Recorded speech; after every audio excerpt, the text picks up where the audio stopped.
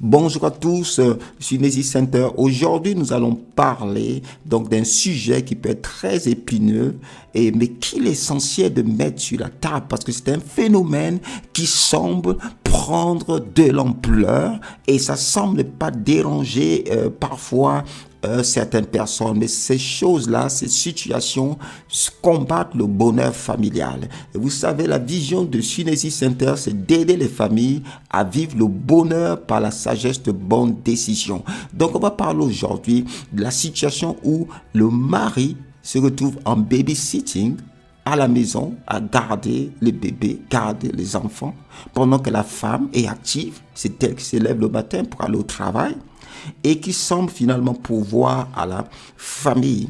Eh bien, c'est quoi les dangers lorsqu'on se retrouve dans cette situation? Il faut faire pour en sortir très vite. C'est parce qu'on peut se retrouver dans une sorte de changement de rôle.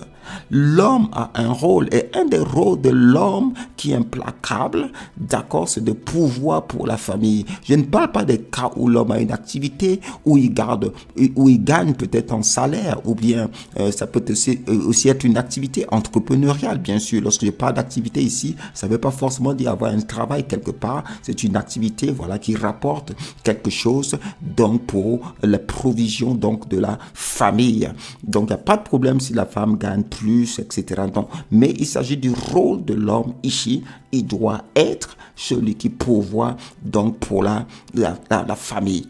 D'accord? C'est-à-dire celui qui est au premier plan, qui rapporte quelque chose. C'est son rôle. C'est comme si aujourd'hui on veut changer le rôle de la femme et dire que par exemple l'homme va maintenant porter les enfants. Ça ne marche pas. Même si on veut le faire, c'est impossible pour l'homme d'avoir des menstruations, etc., etc. Vous voyez, il y a des rôles qui sont établis comme ça dans les genres.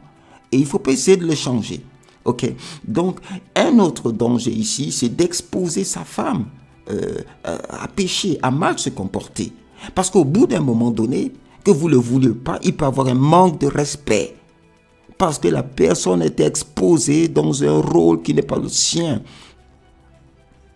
Dans un thème religieux, on peut même exposer sa femme à devenir une sorte de Jézabel. Finalement, on veut la pousser à prendre des contrôles, d'accord, dans des domaines de la famille, d'accord, qui n'étaient pas programmés, qui ne sont pas programmés, d'accord, par Dieu pour vivre le bonheur familial. Parce que la femme se retrouve à prendre des coups et des poids qui n'étaient pas prévus pour elle. Imaginez dans un pays, il y a la guerre et les hommes restent à la maison et ce sont les femmes qui mettent les treillis pour aller au combat. Vous voyez qu'il y a un problème là. Il y a une féminisation de la société derrière. Il y a une féminisation de la société. Il y a un changement de rôle dans ce cas. Et quelles sont les raisons parfois qui amènent dedans? Bien sûr, il peut y avoir des hommes qu'on appelle des gigolos, à qui ça ne dérange pas du tout. Ça ne dérange pas d'être là et de se sucrer sur le fait que c'est sa femme qui va travailler et lui, il mange simplement. Ça, c'est pas l'amour. Il faut comprendre que ça, c'est pas l'amour. C'est pas l'amour pour sa femme, c'est un manque d'amour.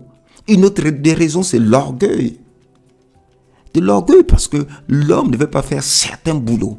Mais si, dans votre domaine professionnel, il y a un taux de chômage élevé, mais on doit bêcher l'orgueil en tant qu'homme et aller, s'il faut aller laver les assiettes dans un restaurant, ou bien, c'est pas des bas métiers. Mais vous devez avoir une activité, l'homme doit avoir une activité qui rapporte concrètement quelque chose à la maison. Même si ce n'est pas des grosses sommes.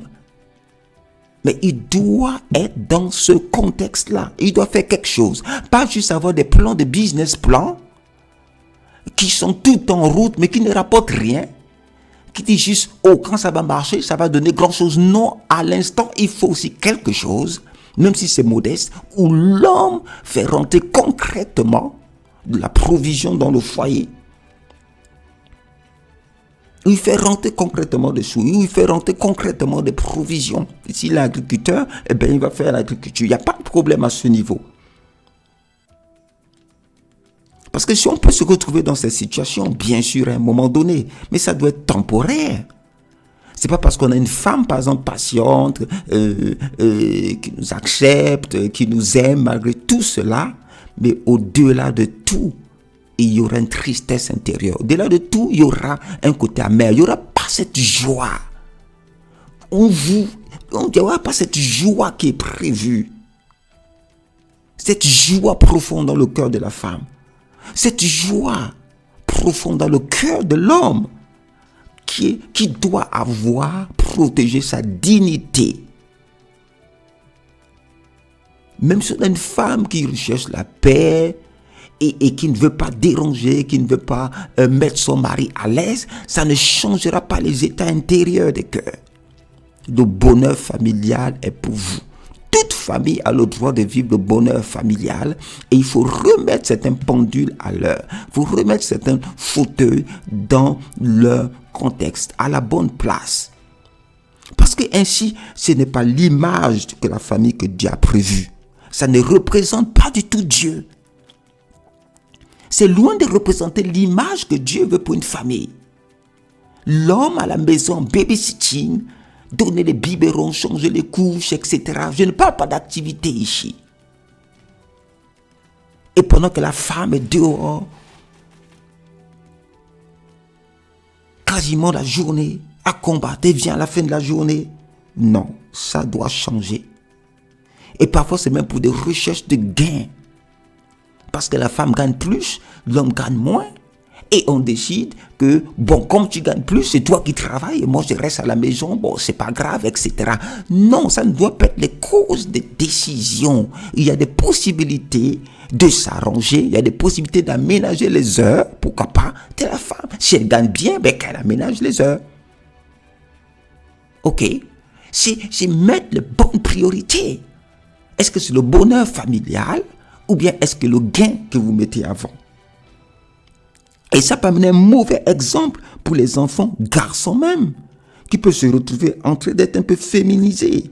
Et même pour les enfants filles, qui peuvent grandir en sorte de dominatrice parce qu'ils ont vu leur papa tout le temps derrière finalement, acculé ou impuissant. Non. Combattez pour votre bonheur familial. Imaginez-vous. Jésus le Christ qui s'occupe de l'église. Et maintenant, c'est le Christ Jésus qui est maintenant dans le besoin, qui dit « Oh, j'ai faim ». Et l'église se met à cotiser un peu pour nourrir le Christ Jésus, le chef de l'église. C'est pas l'image divine. C'est pas l'image divine de la famille. C'est pas l'image divine du couple.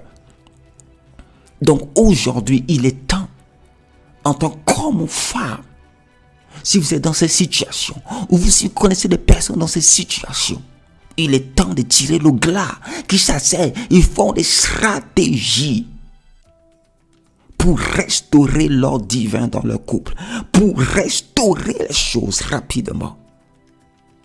Parce que le bonheur familial est votre partage. Vous avez droit à ce bonheur. Dieu a prévu quelque chose pour ce couple, pour cet homme et pour cette femme.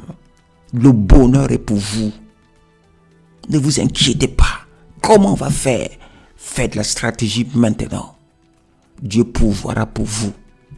Dieu va restaurer cette situation. Il va restaurer les dignités. Il va restaurer les places. Vous êtes bénis. Je vous souhaite une bonne journée. Ciao, ciao.